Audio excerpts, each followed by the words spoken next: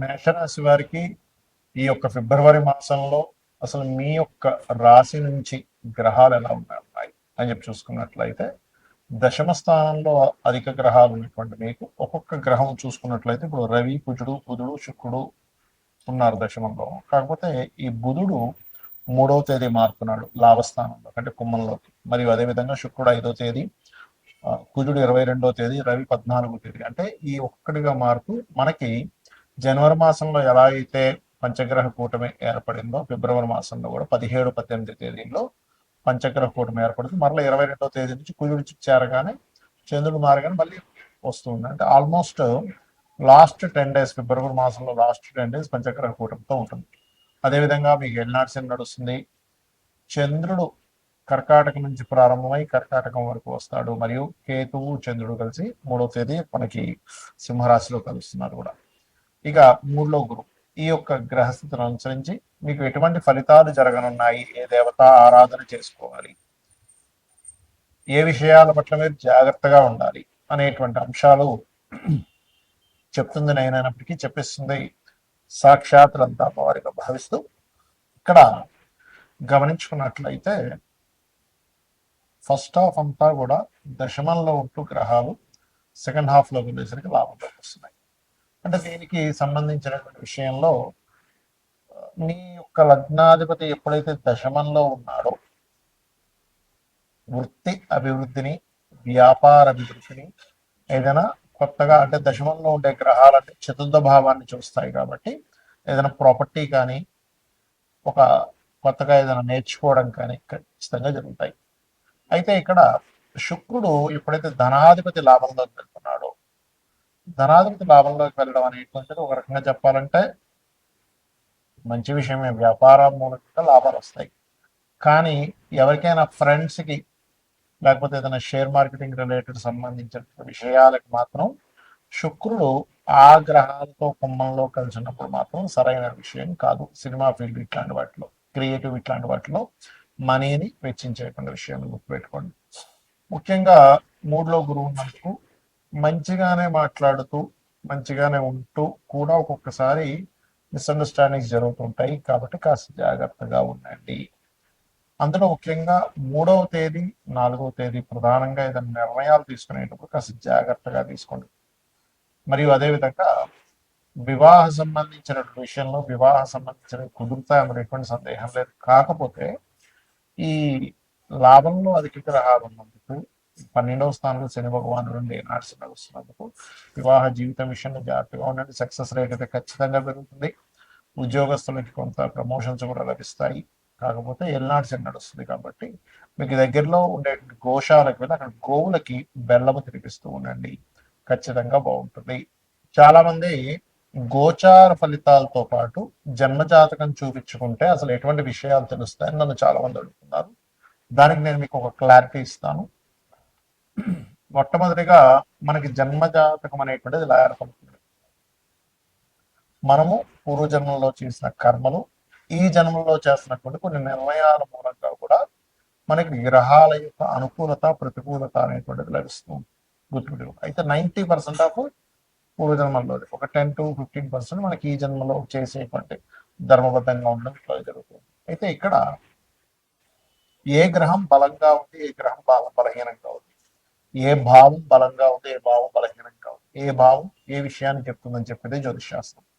అంటే దీనివల్ల మనకేమిటి అంటే చూడండి, మన బాడీలో, మన శరీరంలో ఫలానా వైటమిన్స్ తగ్గాయి అని తెలుసుకున్నాక ఏం చేస్తాం, వైటమిన్స్కి కోసం సమ్ టాబ్లెట్స్ తీసుకోవడం, పిల్స్ తీసుకోవడము, లేకపోతే ఫలానా ఫుడ్ తీసుకోవడము, ఫలానా ఫుడ్ ఆపడమో చేస్తూ ఉంటాం కదా. ఎందుకు? శరీరం బాగుంటుంది. అలాగే మన జన్మజాతకంలో ఉండేటువంటి యోగాలను పరిశీలన చేసి ఏ భావం బలంగా ఉంది, బలహీనంగా ఉంది. ఉదాహరణకి వాళ్ళు శారీరకంగా బలహీనంగా ఉన్నారు అంటే లగ్న భావం బలహీనంగా ఉందని అర్థం.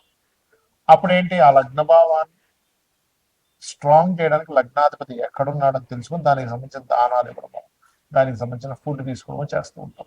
అలాగే ధనం ఎంత మనం ప్రయత్నం చేస్తున్నా ఇవాళ రేపు సొసైటీలో ఇబ్బంది పడుతుంది ఏదైనా ఉంటే ధనం కోసమే ముఖ్యంగా. దాని తర్వాత రుణరోగ శత్రువుల కోసం ఇబ్బంది పడుతూ ఉంటారు.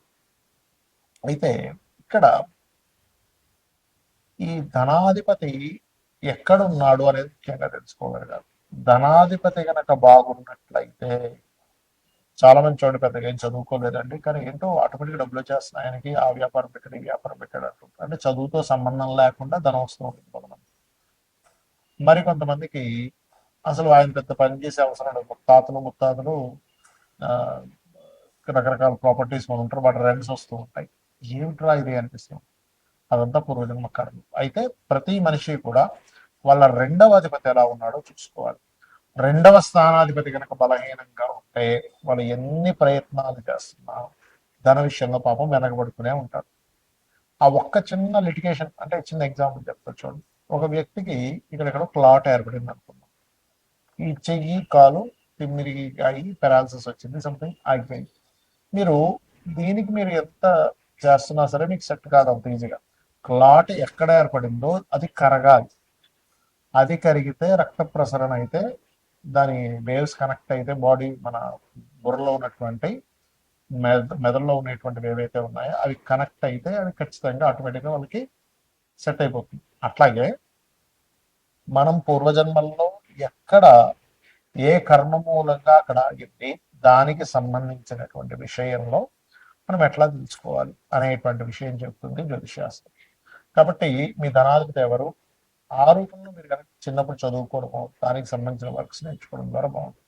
అదేవిధంగా మనం చేసే ప్రయత్నాలు అనుకోండి, మనం ఏ దిశలో ఉండాలి, అలాగే సంతాన అభివృద్ధి, అసలు సంతానం ఎప్పుడు పొందితే మంచిది, సంతాన అభివృద్ధి అవ్వాలంటే ఏం చేయాలి, మనకి ఇవాళ రేపు అందరూ ఇబ్బంది పడుతుంది దేని గురించి అంటే రుణాలు ఉన్నాయని, రోగాలు ఉన్నాయని, శత్రుత్వాలు ఉన్నాయి.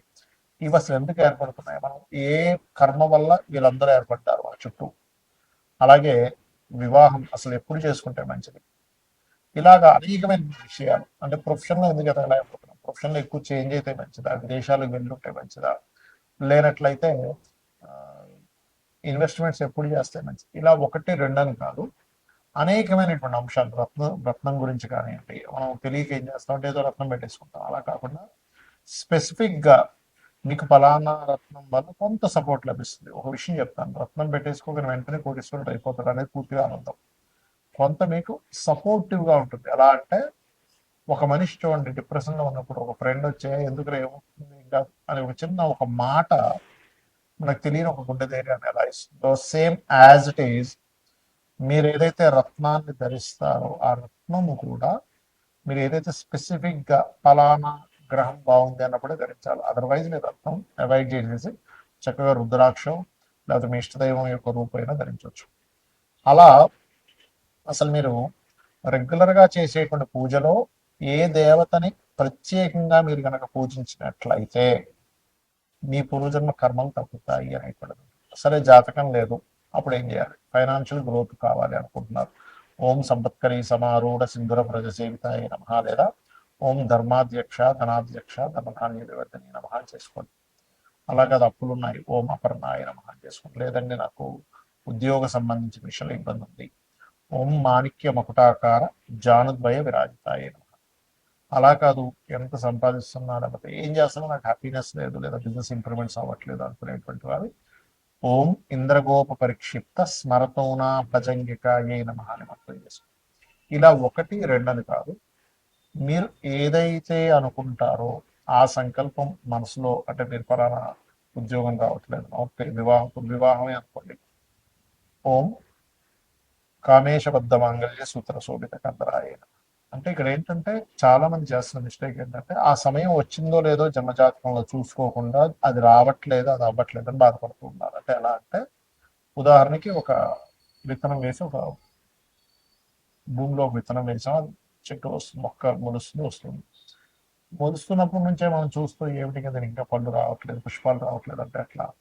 అదొక ఏజ్ వచ్చిన తర్వాత ఇన్ని సంవత్సరాలకి అది పుష్పాలు ఇస్తుంది లేకపోతే ఫలాలు ఇస్తుంది అనే ఒక నాలెడ్జ్ ఉందనుకోండి, అప్పుడు హ్యాపీగా 5 సంవత్సరాల తర్వాత వస్తుంది అని ఒక ఫిక్స్ అయి ఉంటుంది. కాబట్టి ప్రతి జాతకానికి కూడా ఎప్పుడు వివాహం అవ్వాలి, ఎప్పుడు చేసుకుంటే మంచిది, ఎప్పుడు ఇన్వెస్ట్మెంట్స్ చేయాలి, ఏ రంగాల్లోకి వెళ్తే మంచిది, ఎందుకు ధన సంబంధించిన ఇబ్బందులు వస్తున్నాయని ఒక క్లారిటీగా ఒక జ్యోతిలాగా వెలుగుని చూపించేది, ఒక దారిని చూపించేది జ్యోతిష్ శాస్త్రం. కాబట్టి మీరు తెలుసుకొని అమ్మవారి అనుగ్రహంతో మీరు చక్కటి ఆయురారోగ్యాన్ని పొందుతారన్న స్ఫూర్తి కోరుకుంటూ శ్రీనాథ్